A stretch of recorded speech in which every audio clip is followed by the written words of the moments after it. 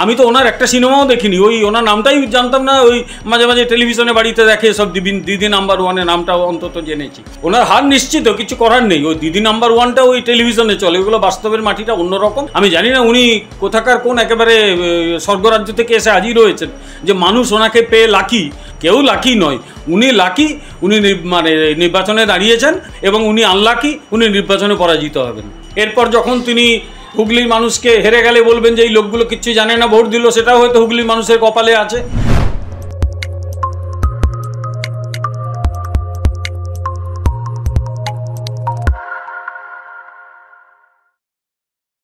তরুণ তুর্কি দেবাংশু ভট্টাচার্য বলছেন একটি সাপের ছবি দেখিয়ে যে ওটাই অভিজিৎ গাঙ্গুলি। এটাকে কি অসভ্যতামি বলা যায়? অসভ্যতামি বললে অসভ্যতার অপমান করা হয়, এগুলো হচ্ছে একদম নোংরামি, ছোট লোকের মতো। এটা একদম নিজের সংস্কৃতিগুলোকে বোঝাচ্ছে যে সংস্কৃতিটা কেমন। তা যেমনি ঝাড়ে তার বাঁশ তো তেমনি হয়, যেমনি দল তার এগুলো তেমনি হয়। একজন বিচারপতি উনি এখন নেই, উনি তো প্রাক্তন বিচারপতি। এখন আমি শিক্ষকতাগুলি অধ্যাপনা করি, এখন সবাই স্যার বললো, তারপর যদি আমি রিটায়ার করার পর তালবস আকার দিয়ে গালিগালাজ শুরু করে, তাহলে বলতে হবে সে অসভ্য। তাতে আমার কিছু অসম্মান হয় না, অসম্মানটা ওর হয়। অভিজিৎ গাঙ্গুলি কোনো অসম্মান হচ্ছে না, ও নিজের দলকেই কেমন দল সেটা প্রমাণ করছে বারবার। কি করব, যার যার যেমনি চরিত্র ফুটে বেরোবেই, কিচ্ছু করার নেই। অভিজিৎ গাঙ্গুলিকে নিয়ে যখন কথা হচ্ছে তখন বলা যায় একজন আইনজীবী প্লাস সাংসদ কল্যাণ ব্যানার্জি অভিজিৎ গাঙ্গুলিকে বলছেন নরখাদক এবং নানাভাবে ব্যক্তিগত আক্রমণও তিনি করছেন।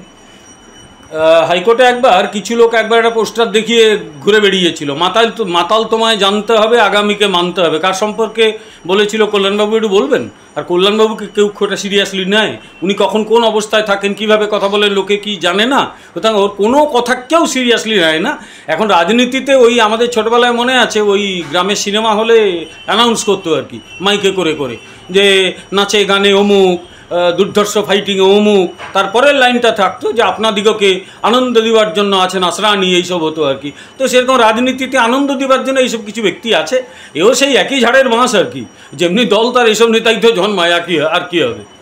শাসক দলের প্রার্থী তালিকা প্রকাশ হওয়ার পর আমরা দেখেছি প্রচুর তারকা প্রার্থীর নাম রয়েছে সেখানে, আর অন্যতম নাম রচনা ব্যানার্জি, যিনি হুগলির প্রার্থী। তিনি প্রথম মন্তব্য করছেন হুগলির মানুষ ওনাকে পেয়ে লাকি। কি বলবেন? হুগলির মানুষ বুঝবে। এরপর যখন তিনি হুগলির মানুষকে হেরে গেলে বলবেন যে এই লোকগুলো কিচ্ছু জানে না, ভোট দিল, সেটাও হয়তো হুগলির মানুষের কপালে আছে। ওনার হার নিশ্চিত, কিছু করার নেই। ওই দিদি নাম্বার ওয়ানটা ওই টেলিভিশনে চলে, ওগুলো বাস্তবের মাটিটা অন্যরকম। ফলে ওনার পরাজয় অনিবার্য। আর রাজনৈতিক সংস্কৃতি বোঝা যাচ্ছে এতে। একজন যিনি জনগণের দ্বারা নির্বাচিত হন, তিনি বলেন আমি জনগণের সেবা করতে এসেছি। আর উনি প্রথমেই শুরু করলেন যে হুগলির মানুষজন লাকি, তারা আমাকে পেয়েছে। আমি জানি না উনি কোথাকার কোন একেবারে স্বর্গরাজ্য থেকে এসে হাজির হয়েছেন যে মানুষ ওনাকে পেয়ে লাকি। আমি তো ওনার একটা সিনেমাও দেখিনি, ওই ওনার নামটাই জানতাম না, ওই মাঝে মাঝে টেলিভিশনে বাড়িতে দেখে সব দিদি নাম্বার ওয়ানের নামটাও অন্তত জেনেছি। আমার মতো বহু মানুষই ওনার নামটাম জানে না, কেউ কেউ হয়তো জানে। কেউ লাকি নয়, উনি লাকি, উনি মানে নির্বাচনে দাঁড়িয়েছেন এবং উনি আনলাকি, উনি নির্বাচনে পরাজিত হবেন। আপনি দিদি নাম্বার ওয়ানের কথা বললেন। দিদি নাম্বার ওয়ান নারীদের নিয়ে একটা প্রোগ্রাম, সেখানে রচনা ব্যানার্জি নারীদের অভিযোগ শোনেন, নারীদের পাশে থাকার কথা বলেন। অথচ রাজনীতিতে আসার পর তিনি বলছেন সন্দেশখালীর নারীদের অভিযোগ নাকি তদন্ত সাপেক্ষতা, যে মহিলারা অভিযোগ করছে সেটা নাকি এখনো খতিয়ে দেখা বাকি। না, উনি নারীদের কথা শোনেন, তারপর কি করে ফেলেছেন আমি ঠিক জানি না। নারীদের জন্য কতটুকু কী করেছেন উনি, পার এপিসোড নিশ্চয়ই টাকা পয়সা গুছিয়ে কামিয়েছেন, সে কামান, ওনার যোগ্যতা অনুযায়ী টাকা কামিয়েছেন, আমার কি বলার আছে। কিন্তু নারীদের জন্য কিছু করেছেন উনি, এটা একটা প্রশ্ন। দ্বিতীয় প্রশ্ন হচ্ছে যে উনি নির্বাচিত হওয়ার পরই সন্দেশখালী নিয়ে সন্দেহ করতে শুরু করলেন। আমার কথা হচ্ছে সন্দেশখালীর যে মহিলারা, তারা সমস্ত লজ্জা শরম ত্যাগ করে, তাদের সমস্ত লজ্জা ত্যাগ করে তারা এসে নিজেদের লাঞ্ছনার কথা বলেছে, তারপরেও তাদের সন্দেহ করছেন উনি। আর ঠিক আছে, সন্দেহ করলে উনি একবার নিজে যেতে পারতেন তো সন্দেশখালীতে। তার দলের লোকেরা যা শিখিয়ে দিয়েছে উনি সেভাবেই কথা বলেছেন। এই তোতা পাখিকে নির্বাচনে জয়লাভ করানোর পর পার্লামেন্টে পাঠালে কি হবে মানুষ বুঝুক। ওই অঞ্চলে মানুষ বুঝছে মনে হয় যে একে মানে পার্লামেন্টে পাঠালে কি হতে পারে এলাকার ফলাফল ভবিষ্যৎ। তিনি বলছেন রাজ্যে এত শিল্প, চারিদিক নাকি ধোঁয়ায় ধোঁয়া ভরে গেছে, অথচ আমরা দেখতে পাচ্ছি প্রতিনিয়ত কোথাও না কোথাও শ্রমিকরা ধর্মঘট করছে, বিভিন্ন কারখানা, জুট মিল, এগুলো সব বন্ধ হয়ে যাচ্ছে। না, ঘুঁটের ধোঁয়া হচ্ছে, খড় জ্বালানোর ধোঁয়া হচ্ছে, এইসব ধোঁয়া হচ্ছে। শিল্পের কোথায় কি ধোঁয়া উনি নাকে পেয়েছেন আমি জানি না। তাঁর মানে জ্ঞাতার্থে জানাই যে সিপিএম এ রাজ্যে 50,000-এর বেশি কারখানা বন্ধ করে দিয়ে চলে গিয়েছিল, আর যা ছিল তারা এরা বন্ধ করে দিয়েছে। ভেরি রিসেন্টলি এই যে ইলেকট্রাল বন্ডে একজন যে বন্ড দিয়েছে একটা বিখ্যাত কোম্পানি, তারা লিখতে বাধ্য হয়েছে যে রাজ্য সরকার নির্দেশে আমরা ইলেকট্রাল বন্ড কিনছি। এই অবস্থা, লোক পাঠিয়ে ইলেকট্রাল বন্ড আদায় করা হচ্ছে। আমি জানি না অন্য কোনো দল এই কাণ্ডটি করেছে। এখানে ওই লটারি কিং বিজেপিকে দেয় 200 কোটি টাকা, এখানে দেয় 542 কোটি টাকা। ফলে এখানে কেমন শিল্প হচ্ছে সকলে জানে, শিল্পায়ন কাকে বলে জানে, এরা কিছু বোঝেও না দুর্ভাগ্যবশত। আমি একবার একটা কথা বলি যে এই মানে যারা সিনেমা টিনেমা করে ওদের সম্পর্কে আমার খুব একটা ধারণাও নেই, কিন্তু একজন একটা লেখা পড়েছিলাম মান্নাদের জীবনের জলসাগরে। সেখানে একটা জায়গায় তিনি লিখেছিলেন যে মাঝে মাঝে ওই কিছু ফিল্ম স্টারকে দেখে মনে হয় ওরা কেউ কেউ যেন একটু হাফ লিটারের টাইপের, সেমি লিটারের টাইপের। এখন কিছু এই সমস্ত লোকগুলো যা কথা বলছে ওই সেমি লিটারের টাইপের কথাই আমার মনে পড়ছে। এদের পড়াশুনো করতে হবে, অনেক জানতে হবে। শীতকালে সুন্দরবন ভ্রমণের নির্ভরযোগ্য একমাত্র নাম সাগর সঙ্গম ট্রাভেলস। নিজস্ব লঞ্চে ভ্রমণ এবং অফুরন্ত খাওয়া দাওয়ার বিপুল আয়োজন। বুকিং করুন 9733066075।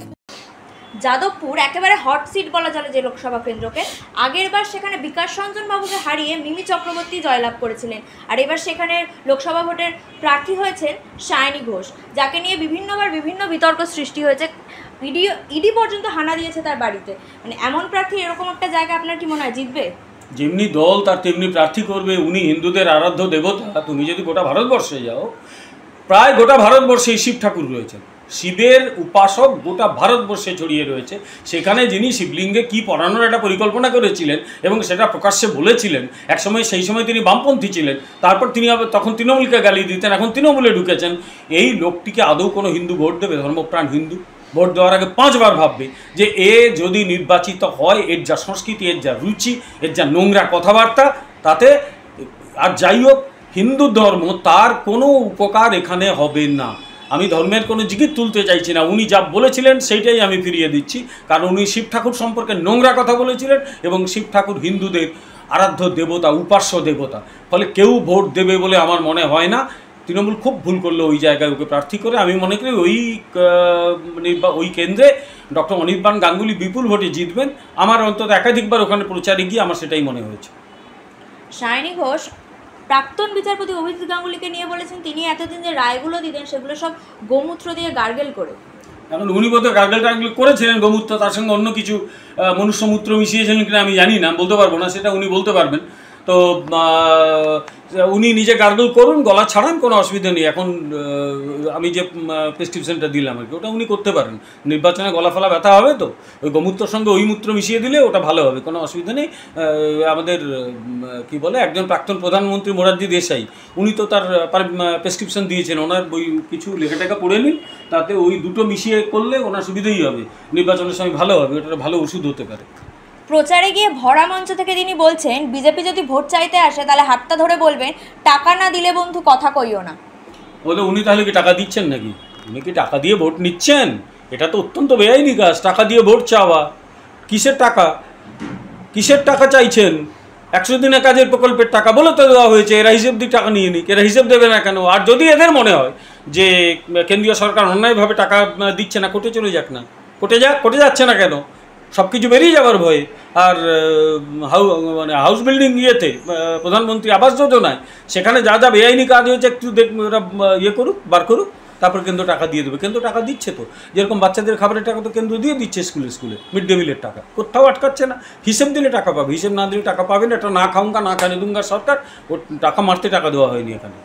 দার্জিলিংয়ে চা বাগান ঘেরা কমলালেবুর গ্রাম সৌরিনীতে এবং দাওয়াইপানিতে ঘরে বসেই কাঞ্চনজঙ্ঘার দৃশ্য উপভোগ করতে আড্ডাহাট হোমস্টে বুক করুন 9836499678 নম্বরে। এছাড়াও একাধিক তৃণমূল কর্মী এবং প্রার্থীদের মুখে শোনা যাচ্ছে যে তৃণমূল করছি কিন্তু মিটিংয়েও আসছি, অথচ বলতে লজ্জা পাচ্ছি যে আমরা তৃণমূল সমর্থক। কি বলবেন? এটা আমি শুনেছি, এটা উত্তর 24 পরগনা অশোকনগরের যিনি এমএলএ তিনি এই কাণ্ডটি করেছেন। বোধও ঠিকই বুঝেছেন, উনি একদম ঠিক বুঝেছেন যে এখন যারা তৃণমূল কর্মী সমর্থক নেতা তাদের কী হাল হয়েছে লোকের সামনে বলতে লজ্জা পাচ্ছে এই দলটা করতে। আর এ তো সবে কলির সন্দেহ, এরপর এই দলটা করলে আর বেশি দিন নেই, ওটা কয়েক মাস পরেই 2024-তে হারবেই ওরা। তারপরে যা অবস্থা হবে, লুকিয়ে যাবে যে আমি তৃণমূল করি না, হয়তো পোস্টার নিয়ে ঘুরে বেড়াবে যে আমি তৃণমূল করি না, কারণ তৃণমূল করলেই মানুষের যা ট্রিটমেন্ট হবে তখন ওটা বুঝতে পারবে। এই লজ্জা তখন আরও ভয়ে আতঙ্কে পরিণত হবে। দিন আসছে, প্লিজ ওয়েট।